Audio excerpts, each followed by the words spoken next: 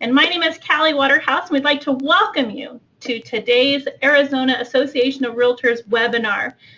Today's presenter is Beth Adams, and she's been with us before, and she is talking all things photography and marketing, so we are excited to have her back.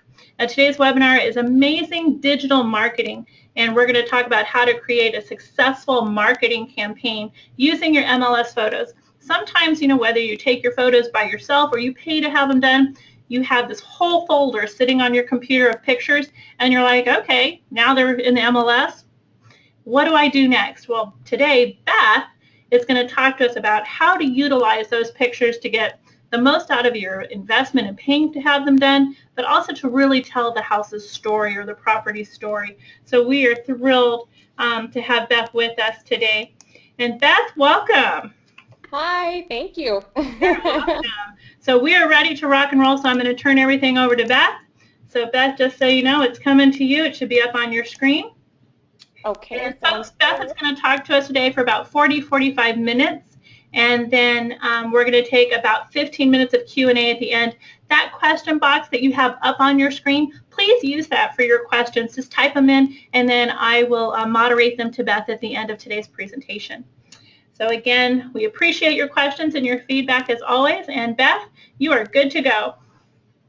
Great. Thank you so much, Callie. I'm so excited to be here. So I have done this before. Last time I did this, I talked all about taking great photos, and so today what we're going to do is talk about what to do once you have those great photos and how to create a complete marketing campaign. For those of you who don't know, I am a practicing real estate agent, have been for 12 years, but I'm also a professional photographer. And so great photos is near and dear to my heart, and being able to do amazing things with them is also near and dear to my heart. So what I'm going to share with you today is what I do with my listings for marketing, and I hope that you guys will take away at least one tidbit of information that you didn't know before and be able to utilize it in your day-to-day marketing activities. In this day and age, we all know the importance of having great, outstanding photos and marketing well in this visually driven world that we live in today. So you have great MLS photos, however you got them, whether you purchased the photos and had a photographer come and take pictures of your property or you took them yourself. What do you do with them other than put them on the MLS, and how do you incorporate them into your marketing? So we are going to talk about that today, how to create a successful multifaceted marketing campaign to reach buyers through all mediums and to get a happy seller. Yesterday we had to be on the internet, and today we have to be all over the internet. So how do we do that?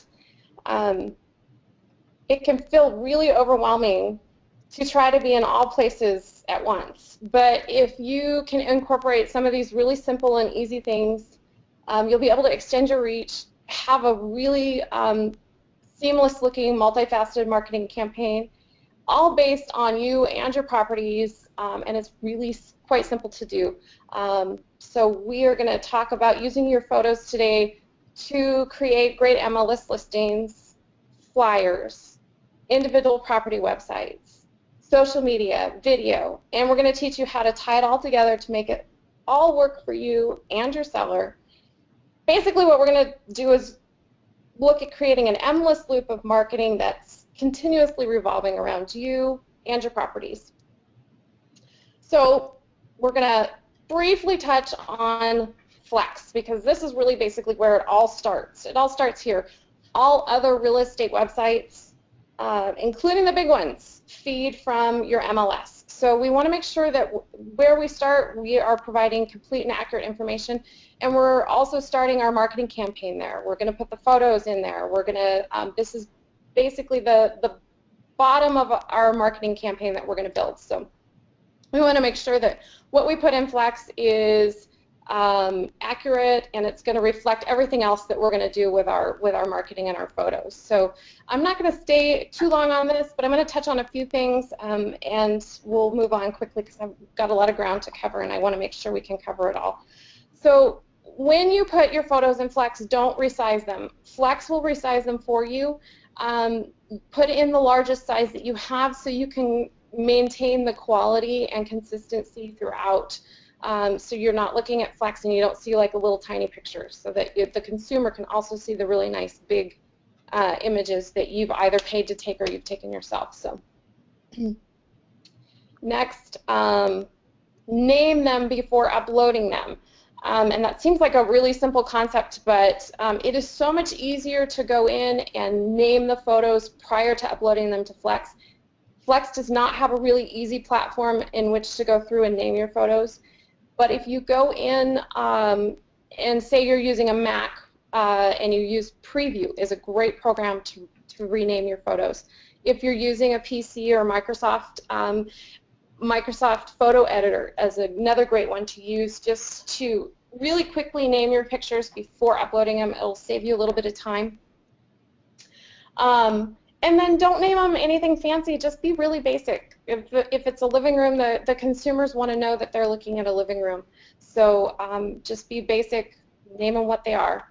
And then use the photo description that Flex gives you if you need to add additional information, like if it's something that you need to describe further, like it's a big garage or it's an oversized garage or things like that. So use that description.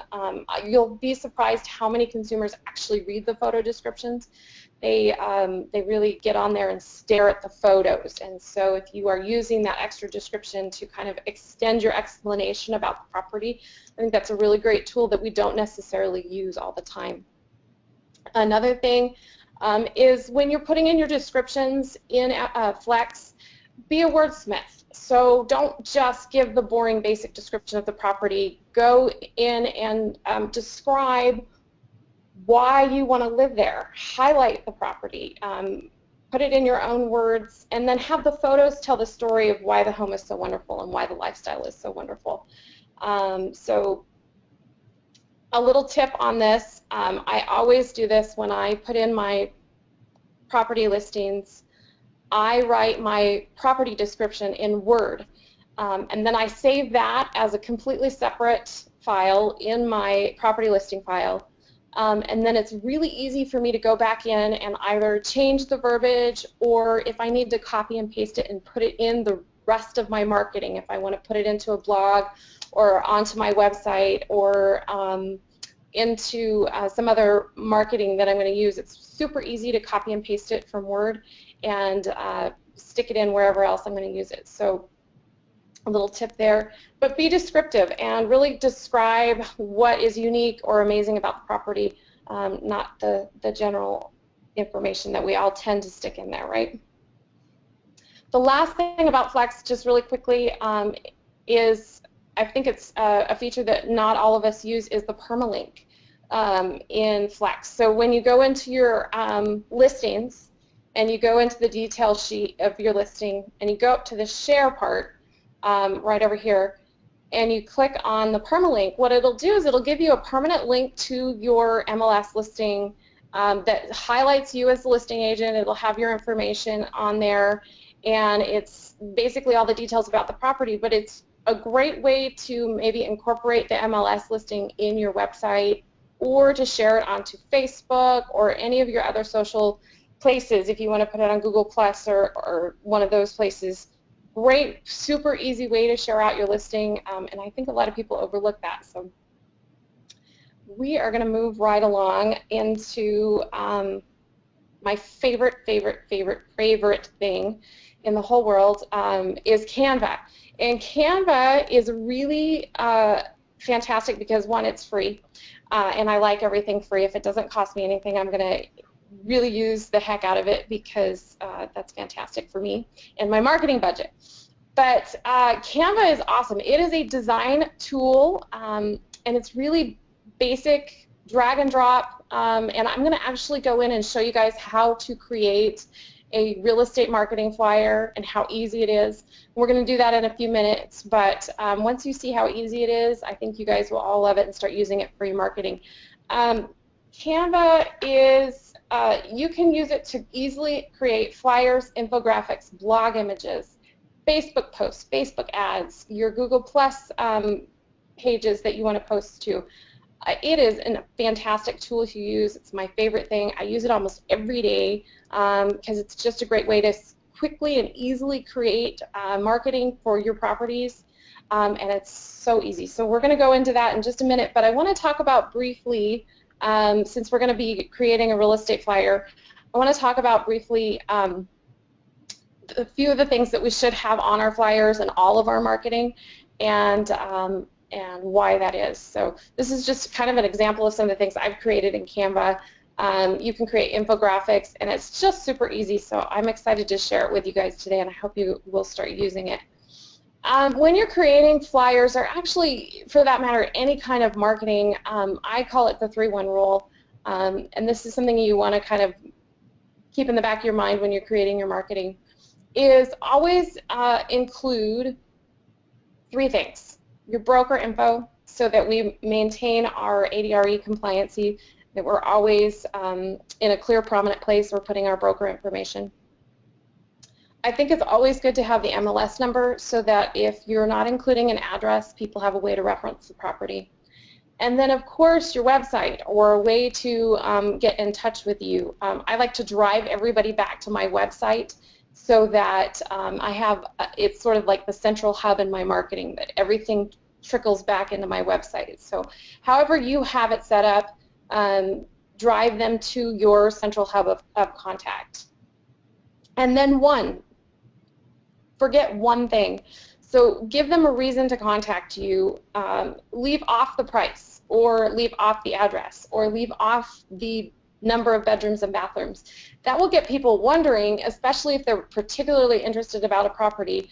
They will wonder about the further details, and so then that may force them to go to your website and look up additional information, or it may force them to pick up the phone and call you, or text you, or email you, or whatever it is, to find out that one tidbit of information that you forgot to put on the flyer or the Facebook ad or whatever it is that you're doing. So that is my 3-1 rule. We're going to jump really quickly over to Canva, and I'm going to show you guys just how easy it is to throw together a really quick real estate flyer, and how easy it is to do it. So this is the screen that you will get once you sign into Canva, and you literally sign up, and it can be completely free.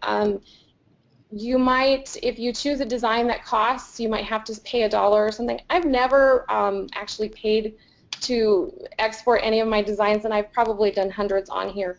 So it'll allow you to pick a design, and you can see all the things that it allows you to design. So you can design a basic social media post, an Instagram post, a Facebook post, all different kinds of things that can be super helpful in your real estate life, particularly in your marketing. But we're going to go down here and select real estate flyer. And then you can see over here on the left-hand side, there's all these different designs that we get to select from. And then it's really basic. It's just drag and drop.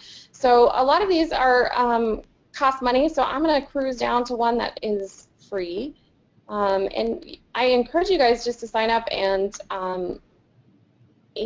go in and check it out and just kind of play around, because it's really fun. It's just fun to like see all the different designs, even just to get ideas for your own.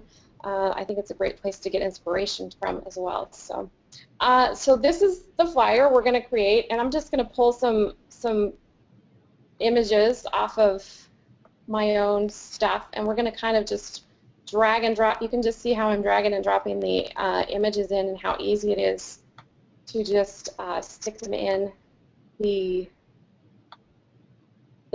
slots where they go. It literally is drag and drop, and it's fantastic. So let's see. We're going to just stick these images in, and I'm just going to make a couple of adjustments because I want to slide something down. It's really easy to edit and change.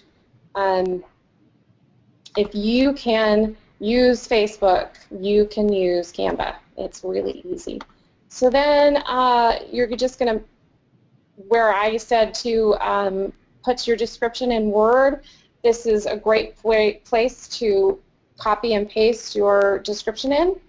And then maybe change the wording a little bit. Let's see, this is a luxury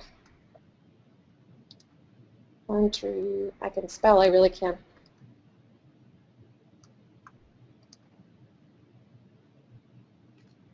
I really can spell, I promise you. There we go. And then maybe just highlight the pool. And then maybe, let's see, I want to put in 2 things I want to add in, and that is the MLS number. So we're just going to quickly add in the MLS number.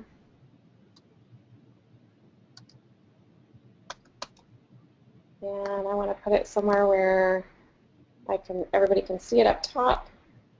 And it's so easy to use this. My kids actually like to come in and create their own little creations on Canva, and my son is 5 and my daughter's 7, and so they can actually even come in and do this. So I promise you that this is so easy, you will be able to do it too. Well, let's put in the price. Let's not make them guess on the price this time. Sometimes I leave off the price just to give them a reason to contact me. And then I want to put in my information because I definitely want to make sure I include my broker information so we're ADRE compliant. So I'm going to drop in my broker information here. And all these things I just uploaded. It's got a really easy upload tool, so you can really simply upload your photos, your logos, anything that you want to put in there. I'm going to change this to my website really quick. And you can see, like, I don't think we've even spent 5 minutes on this, and you can see how quickly it's coming together and how professional it looks, how simple it is and how easy it is, and yet it all looks like I spent a lot of time on it, or I paid somebody to spend a lot of time on it, which I'm not inclined to do either. And so this is a great way to. I'm going to put in my contact information now so people have a way to contact me. So you just include your contact information, and we are almost through, and look at how fast that went. Now, of course, your first time it'll be a little bit slower because you'll be getting used to the program, but once you use it, man, you're going to be able to get so much good stuff out of it, and again, it's free, and that's one of my favorite things about it. We'll touch a little bit later on because, like I said, we have a lot of information I want to cover, and I want to get you guys as much information as possible, but we'll touch on some other things that I've done in Canva a little bit later on, but so easy. So then you go over here to the download button. You can either download it as an image, which is great for cross-posting onto Facebook or to your Google Plus sites or Instagram or Pinterest, wherever you want to put it. But you can also download it as a PDF, which is great if you want to email it out to people. Then you can put in active links. So your website address could be an active link, your phone number could be an active link. So if you were going to email it to your contact list, this would be you would want to download it as a PDF. I'm going to hop us back over to our presentation, and we're going to move right along. There we go. Okay, so where do you post your marketing? This is a big one. And so one of the big things that I do is I share everything that I do with the seller. I send them all the links, and then if I'm posting in Facebook, I make sure I'm friends with them on Facebook, that I tag them in the post, and then when I sit down and talk to them about everything that I'm going to do for them in regards to marketing their property, I'm going to tell them, I'm going to send you a bunch of stuff with a bunch of links, and I want you to not only go and open those links up and look at what I'm doing for you, but I want you to share those links out. I want you to email them out to everybody that you know, stating, hey, look, I'm selling my home. Do you know anybody who might be interested? Because you never know where that buyer is going to come from. I also want to make sure when I tag the seller on Facebook that I encourage them to share the post. One of my sellers actually shared her post out that I did on her property, and it went all over to her friends, and one of her friends back east knew somebody that was moving to Arizona and saw her house and loved her house and bought her house. So you never know where your buyer is going to come from, and if you don't encourage your sellers to do this, they, one, might not feel comfortable doing it, or they might not even think about it. So you want to make sure that you encourage your sellers to share what you're sharing with them. So post it everywhere. That's what I do, and it seems like it might be a lot of work or extra steps, but I email it. I email it to my list of people that I know, not just my real estate people, but my family, my friends. Every time I get a new listing, I send it out to them, because again, you never know where a buyer is going to come from. It might be somebody of a friend of a friend of a friend who is moving here. So also, of course, Facebook. Not only do I put it on my business page, but if I'm doing something supreme with my marketing, I might share it on my personal page so that people who are on my personal page might see it. I recently picked up a buyer off of my personal page because they had seen an advertising that I had done for one of my sellers. So it's a great way to kind of boost your brand and get people talking about not just buying through you, but maybe selling through you, or whatever it is. Another great place is Google+, Instagram, Pinterest, and YouTube. Those are all the places where I post things, and it really, once you get your system down, it won't take you a long time. I use a social media manager to help me with my cross-posting, and those of you who don't know what that is, you're probably asking right now, what is that? And so it is a program. A lot of them are free. Again, a word I really, really, really like. So what it does is it will link to your Facebook account and to your Google Plus account, to your LinkedIn account, to your Twitter account, and then help you cross-post to all of those places. So all you have to do is put it into the social media manager, schedule it, which I love to schedule my posts. I'll schedule my posts a week or two out so that I don't have to constantly be thinking about what I'm going to be posting. And then it automatically sends them out when you ask it to, and it's a fabulous tool. There are several that I love to use. Buffer is one. That's going to cost you a little bit of money, about $10 a month. Hootsuite is one that is free. And then there's several others that we'll kind of touch on at the end of the presentation. But a social media manager will make your life a lot simpler if you use that. So we are going to continue on. 5 tips for social media marketing. These are things that I live by, and would love it if you would live by them too. Always drive to your website or to your lead capture site, whatever it is that you're using to get information from people. Always put a link in whatever you're advertising, whether it be like a Facebook ad, or it's on your website, or it's on your Google Plus page, or on your YouTube page. Drive everybody back to that one central hub so that you have consistency. I drive everybody to my website. I have a lead capture pop-up that grabs people's information, but I also love my website because it's got stats on who comes and when and where they're coming from, and so I like to be able to track that so I know where people are getting my information from and where I should be funneling more of my advertising dollars or my marketing dollars into. So pay to boost. I absolutely love Facebook. I think it is one of our most underused advertising tools that we talk about using but maybe don't always use to the best of our ability. I boost a lot of my Facebook ads or posts that I do specifically in reference to properties that I'm marketing. And Facebook is awesome because I can really target down who I want that ad to go to, and I can really target it to a specific sector of buyers, or a specific sector of the country, Or, you know, if I have a horse property, I can target specifically to people who love horses.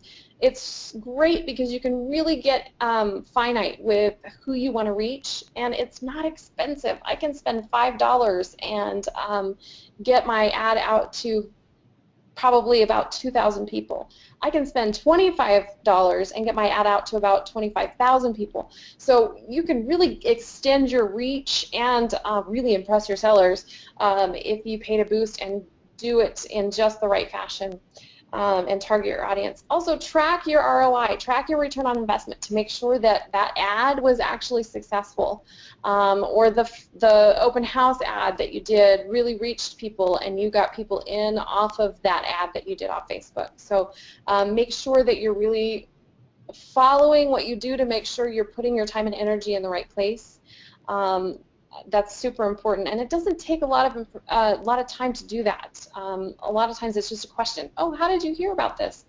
Or if you're using Facebook or your website, they have analytics built in, so you can take 5 seconds to look and see, did my post hit the right people? Did my ad hit the right people? Is my website hitting the right people? Or are people coming to my website like I'm expecting them to? So make sure you track your return on investment so you know you're doing the right thing, or you know you're not doing the right thing and you can adjust it. The last thing, the internet is written in ink, not pencil.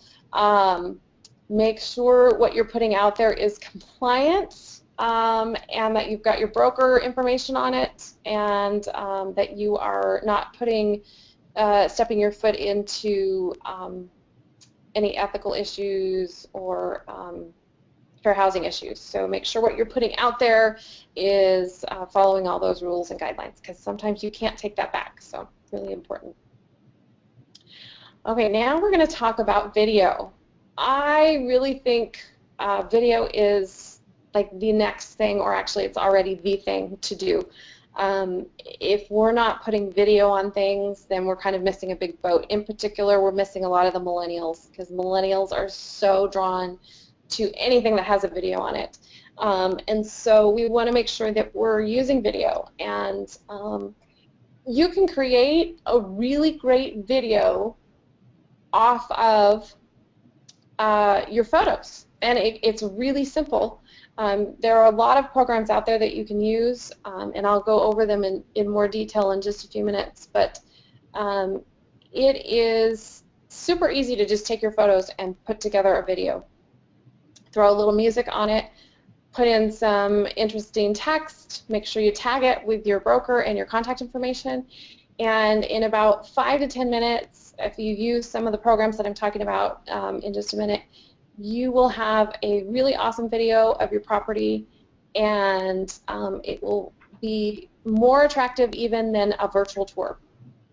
We can also put videos in Flex, and the consumers that I reach out to love the videos that I put on my listings. A lot of times it's the thing that draws them in and gets them to pick up the phone and call. I saw the video on that property and I really want to see more about it. Can you send me more photos? Can you send me more information? So I find that it's a really great way to initially attract people in. And so I do videos on all of my properties. It doesn't take me a very long time.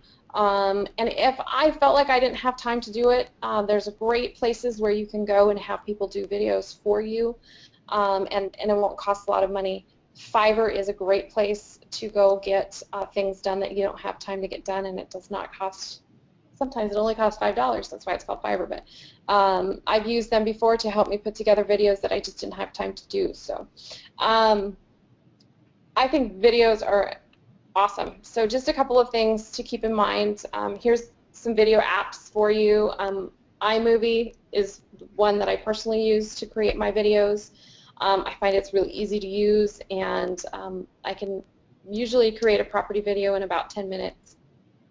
Dragging and dropping my photos in, and then putting on a cover page and an end page and throwing on some music. So Animoto is another awesome app to create videos with.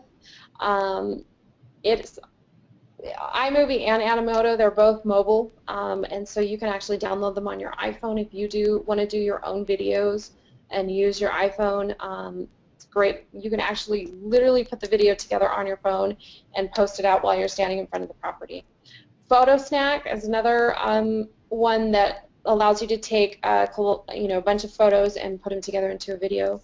And then Smilebox is another one that I have used on occasion to put together a video and email it out. A couple of tips for you on videos. Only show a portion of the property. Don't give away the whole thing. Give people a reason to want to come and actually look at the property. So I will show the things that buyers really want to see: the kitchen, the master bedroom, the master bath, the front of the property. But don't show them everything. Give them a reason to come and look. KISS. Keep it simple and short. I think that videos are really impactful if they're under 2 minutes. If they're over 2 minutes, you're going to lose your viewership because it gets too long and lengthy. So I think the shorter the better. Give them a little snippet. I like a lot. I tend, and I kind of get overzealous when I do my videos, and so sometimes I have to edit myself down and cut myself back. But I tend to keep it just under 2 minutes, usually around the 1:45 45 mark. And that seems to really be a good time frame. People will watch it all the way through, and you won't lose your viewership. So use licensed music, or like through Animoto and iMovie. You can download unlicensed music that is allowed to be used, but you have to, if you're going to use a popular song or something, it has to be licensed, or you have to pay for the rights to use it. Otherwise, YouTube will actually prevent you from posting it up there.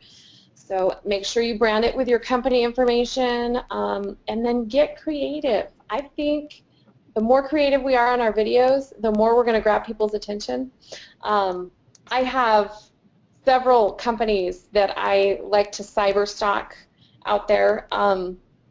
They are kind of like the real estate companies that I look up to, or that I really think are doing an outstanding job. And one of those companies is the Boutique Realty Group out of Orange County, California. They do phenomenal things with videos, and I'm going to jump over and show you guys a video that they have done. It is super, super, super cute.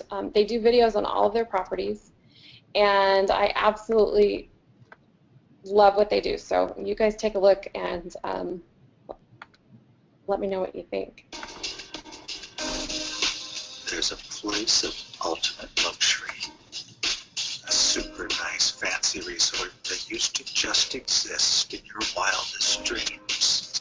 This is the world's most luxurious place in the world. Your luxury dreams are about to come true.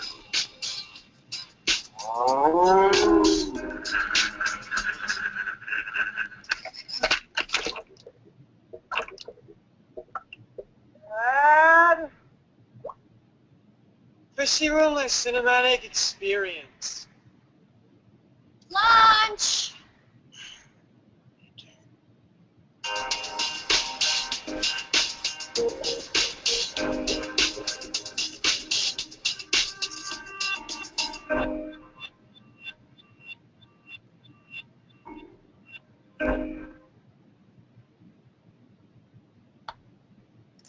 I absolutely love that video. I think it's just awesome. It grabs your attention, and it's funny.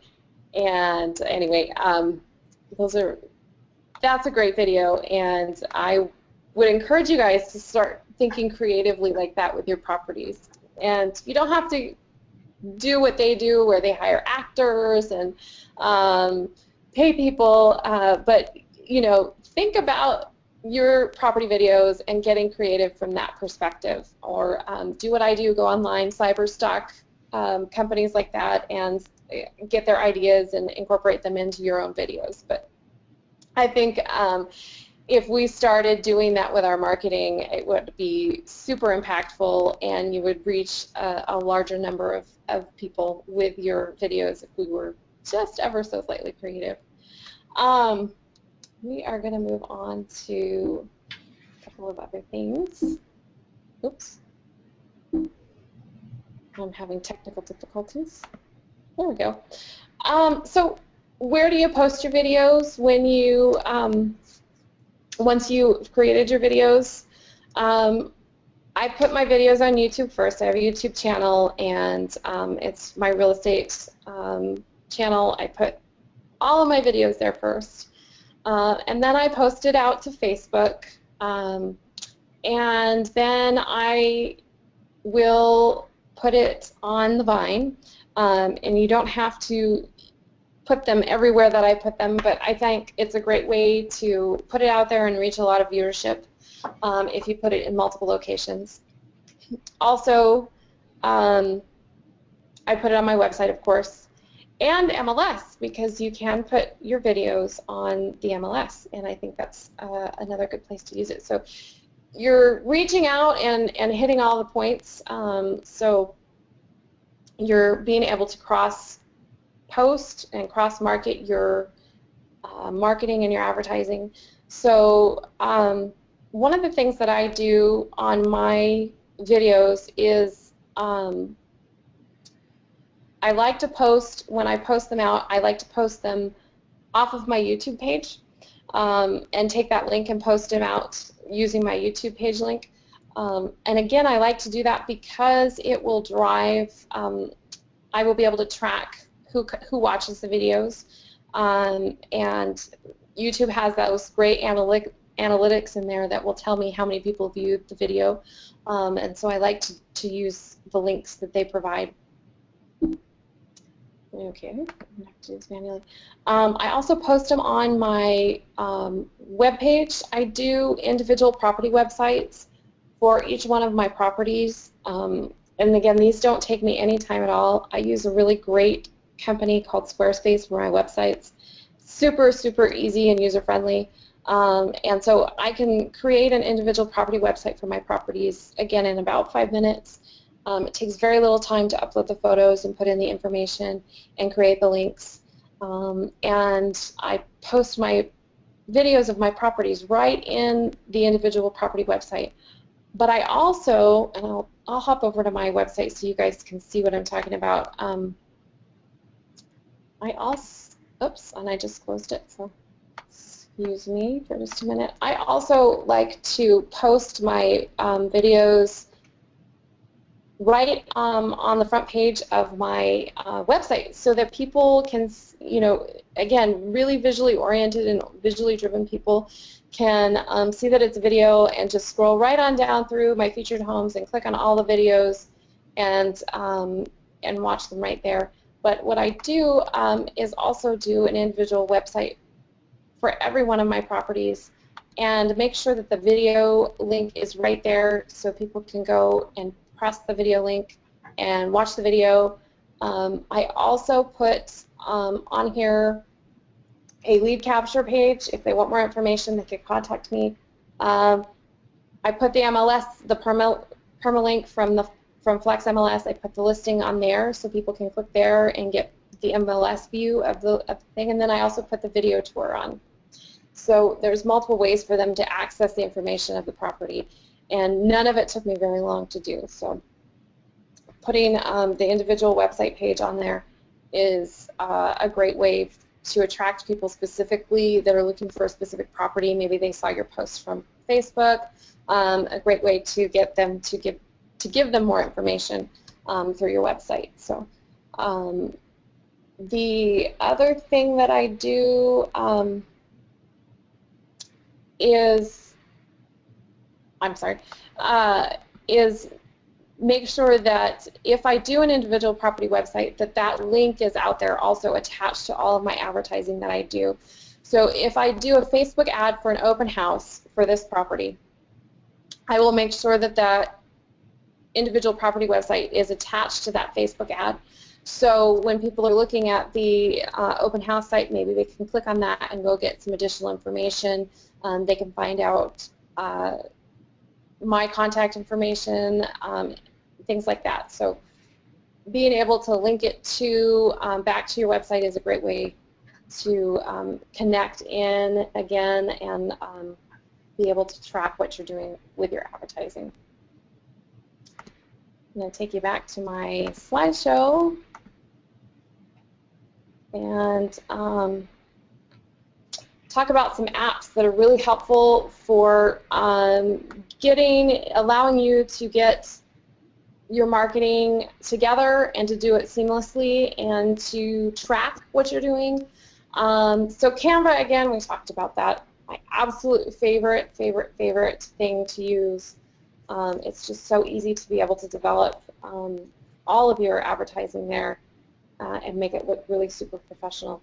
PicMonkey is another one. It's sort of like Canva. It has a lot of similar aspects where you can put text on pictures, and it's not as extensive as Canva, but if you are looking for another option, PicMonkey is another option.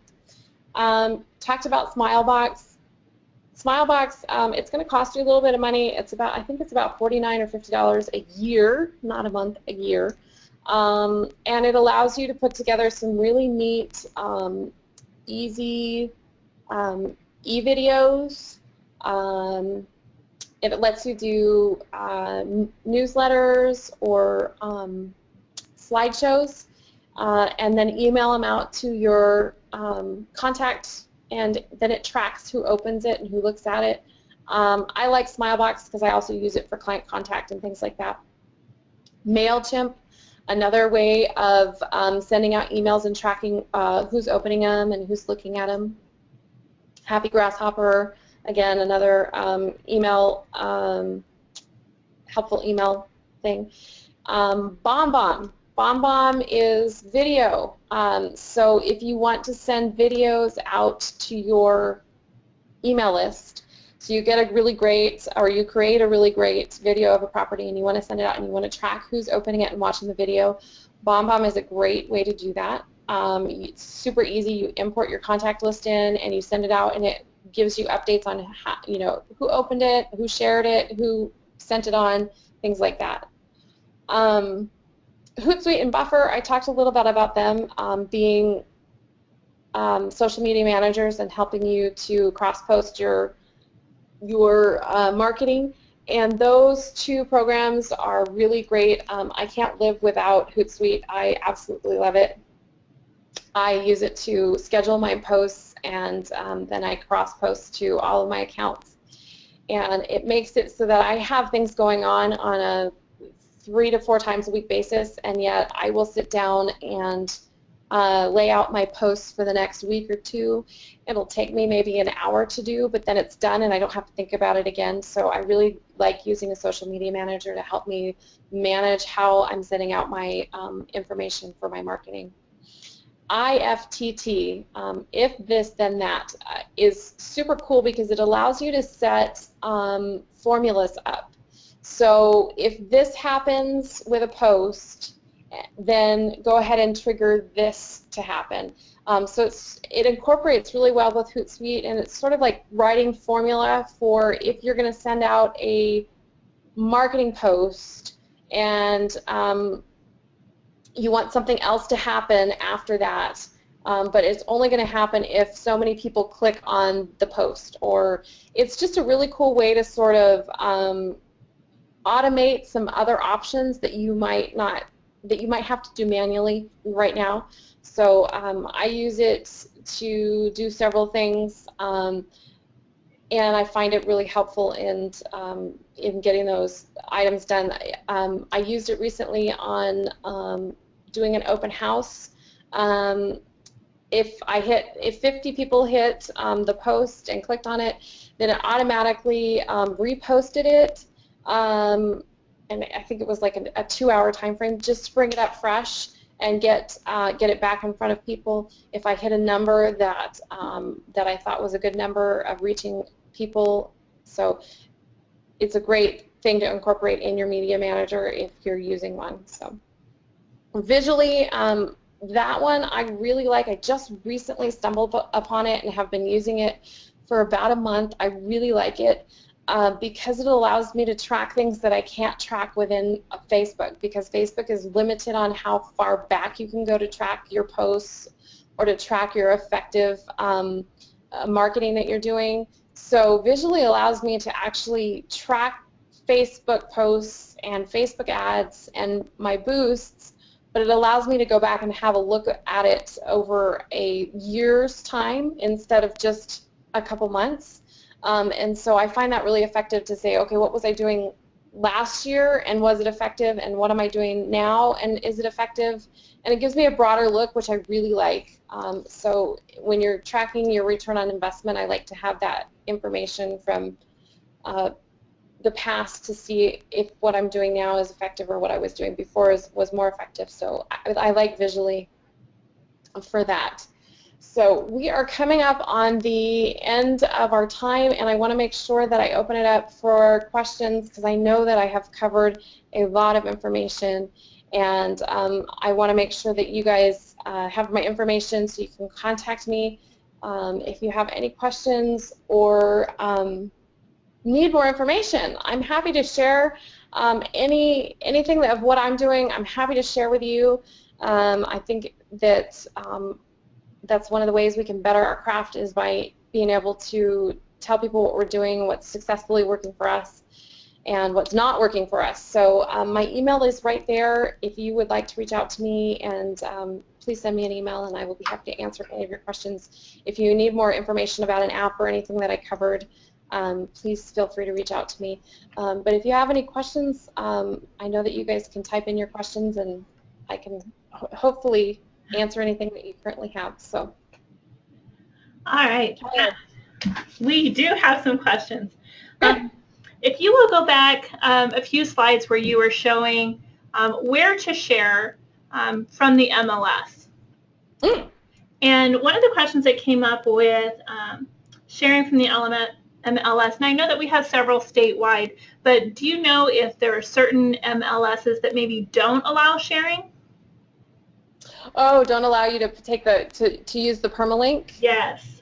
Not that I know of, but it's possible. I currently am only a member of 3 different MLSs, so I know I'm a member of the Sedona Verde Valley, the Prescott MLS, and Armless, and you can share through any of those. So I don't know if there's ones that don't allow you to share. There might be. I'm not sure. I'm sorry. Right, and so when you're in the MLS, there's that link that you showed right at the very beginning, well, not the very beginning, but where you had that great big, that one. Where do you find that share current listing box? Okay, so once you're in your properties that you have currently listed, so you can see up here it says My Active Listings, and then here's the detail sheet of the current listing that I'm on, and then you can see the share button up here. Okay. Click that share button, and then it is listed there with, and again, this could be specific to your MLS where they allow you to share it out to, but that permalink is right there under your share if your MLS has it. So. Okay, so maybe the MLS has it, maybe they don't. It's just up to our members to find it, figure it out, call their local MLS. And I know I can do it in the 3 that I belong to, so I'm assuming hopefully that if you are on Flex, which I think most of our people are on Flex now, if you are on Flex, you should be able to find it in there, or call your MLS administrator and ask, because it should be, as long as your MLS is allowing it, it should be there somewhere. Okay, and then is there a difference between a video tour and a video? Yes, there is a difference between a virtual tour and a video. Virtual tours typically take they're either static images or panned images, and then they're put together, but they're usually on a platform that is not a video platform. So you have to go specifically to that website to see the virtual tour. Okay. Videos are more, I think, in my opinion, they're just more flexible when you can put in photos, static images, or videos and combine them together to create a video. But once you put it on that video platform, it's much easier to share out and to cross-post and to put on sites like your website or your Facebook page. So, and in general, your video is going to play across all platforms. Mm-hmm. It's not going to require like Flash or things like that, where a virtual tour might. So just in being able to reach people who are on mobile devices and things like that, I find that video is going to be easier in that way. So. Sure. Now, you talked about your website being like the vortex of all your marketing. Do you have a preference over website versus blog, and what platform do you use? So I use, my website is Squarespace. I absolutely love Squarespace. It's super, super, super reasonable, but you have to be able to create it yourself. Nobody's going to do it for you. So if you're not inclined to go in there and get creative with where you put things and how your website looks, you might want to go with a company that maybe costs a little bit more but is going to do it for you. My website through Squarespace has a blog, and I do blog about my properties and incorporate what we were talking about. Like I'll stick a video in. You know what, let me jump really quick and I'll show you. I just did one not too long ago, and so let me go back here and I'll just show you guys really quick. So click on my blog, and then like I was marketing a couple of my riverfront homes that I have right now, and so I threw in some photos. The blog post I actually did with Canva, the image there, and then I threw in some videos too, just to make it really interesting. So I blog as well, but I incorporate the things that we've just talked about into my blogs too. So I think that the more you can reach people, the better. So putting it in better places and in different formats, you're going to reach all different sects of internet users, and because everybody uses it a little differently. There's a lot of people that are just strictly blog readers, and there's a lot of people who are just strictly on Facebook. So I like to be able to reach everybody, or as many people as I can. So. One thing that I like about the Squarespace platform, it's very visually appealing. It is. It sucks people in. It really it allows you to put videos on your front page, which I absolutely love.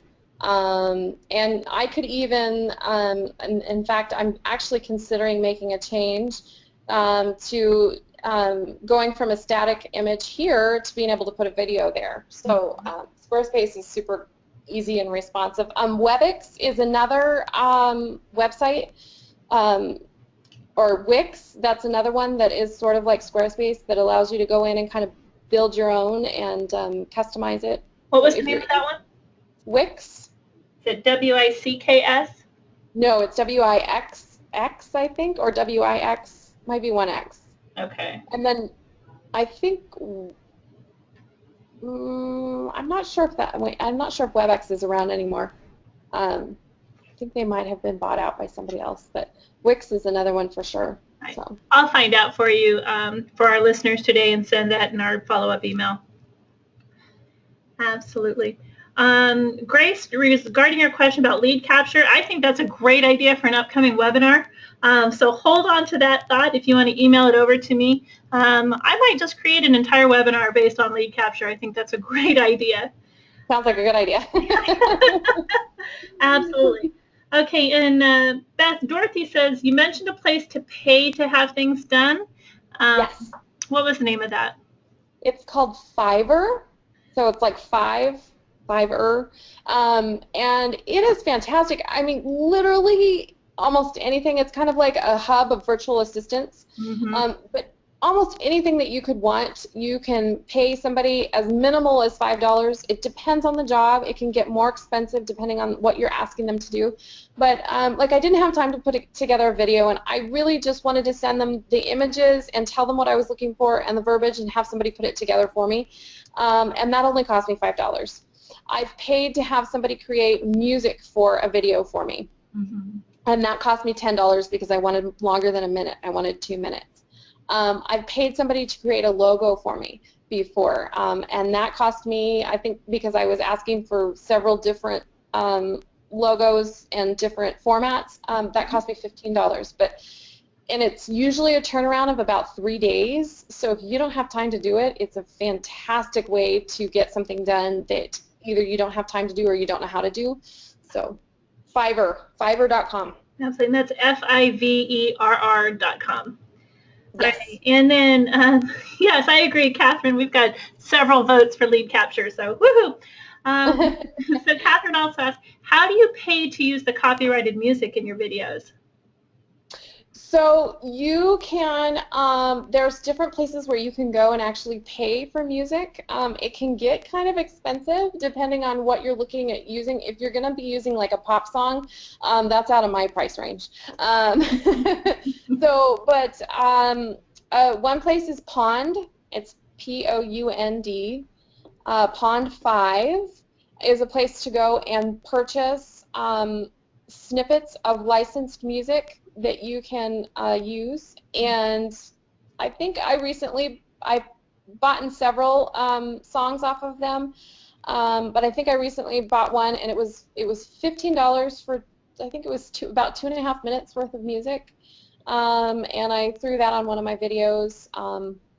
That way you don't have to worry about giving musical credit. Mm-hmm. And then also YouTube will allow you to post it, because they do not, if you put any kind of licensed music on it, and you obviously, most of us don't have the license for pop music, they will tag it and they won't allow your video to be posted.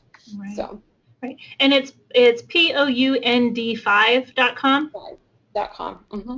Pond 5. Pound 5. Wonderful. So $15 per use. On the Fiverr, they have a whole section as well for purchasing royalty-free music. Yep. So that's the way to go. And yes, if you do upload your videos to YouTube, they will go through the entire video before you publish it. And if there's any music in there, they will let you know. Yep. And they won't let you publish it. So no, it's they good won't. Yeah. I learned that the hard way several years ago. So. Yeah, and you always want to give credit where credit's due anyway. Absolutely. If this, then that. What was that website? Oh, IFTTT. It is basically it's an add-on to your social media manager. If you're using a Hootsuite, or there's a couple other ones that allows you to add it in. But what it does is basically allows you to sort of continue to automate something. So I think my example was when I posted a open house advertisement on Facebook. I was able to use the formula, and it's really easy. It's just a drop down through if this then that. If my post hit a certain number of people, reach of people, then I wanted it to repost it and put it back at the top of my Facebook page. Sure. So instead of me constantly monitoring my Facebook page and seeing where the reach was hitting, I just automatically put that in, so I didn't have to think about it. And so it's just sort of an additional automator to what you're doing. And super helpful if you don't want to spend a lot of time on these things and be constantly attached to your computer. And I have children, small children, so I can't be attached to my computer constantly, so this helps me sort of continue to advertise when I'm not present. So sure, that works. Kathy, the $15 per use, that is kind of an estimate. I think depending on the song and the popularity, it can be $15. Maybe a song that's on the pop chart today could be as much as $100, depending on the song and the clip. Correct, Beth? Yes, and how much time you want. Yeah, absolutely. So just to wrap things up, we talked about the visual experience and drawing potential clients in. What is your opinion of Pinterest and Instagram? I think I could almost do an entire class on Pinterest and Instagram because they take more time than automating, say, Facebook and your Google Plus page and all of that. They take a little more time and energy and effort.